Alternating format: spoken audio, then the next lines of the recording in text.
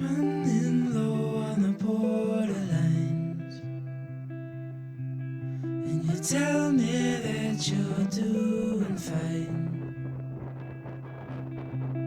Morning color lights the hall, pulls you right on through the door.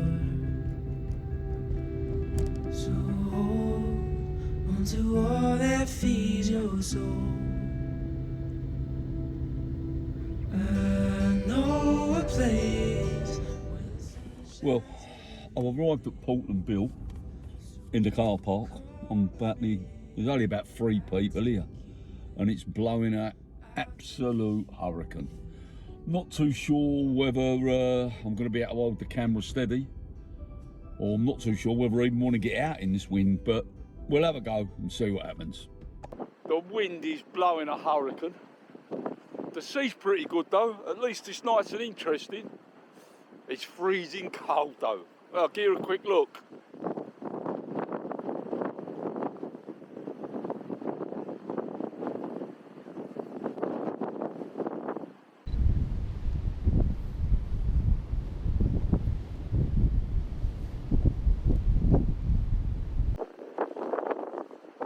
I've had to change tack a little bit here at Portland Bill. Normally in landscape photography you use a 2-second timer to take any shake out of once we press the button and obviously the camera firing off. But you can't really do that with waves because you're trying to sort of guess 2 seconds before the wave action's actually going to hit the rocks and go up.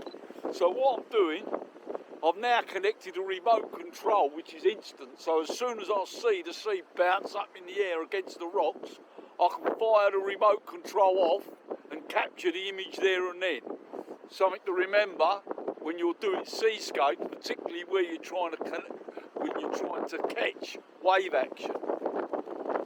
Well, I'm not sure whether you're going to be able to hear me, but basically what I'm doing now, I'm using the shutter release to take images at different shutter speeds, so you get a different effect in the waves. I'm doing it at a 1/5 of a second.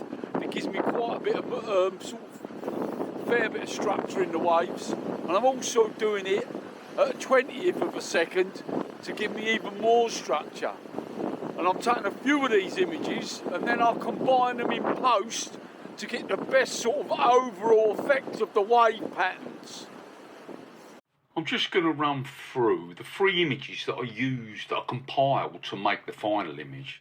The first is this image, which was the base image, and I used it obviously for that nice bit of sea spray just off to the centre left. The second, if you look in the right hand corner, I like the way the waves are just rolling down that ledge and forming a nice little sort of waterfall pattern at the bottom right. And the final image, I just like the little bit of sea spray off to the upper left. I think just give it a little bit of interest moving away from the rocks themselves. So that's what I did, and this is the final image.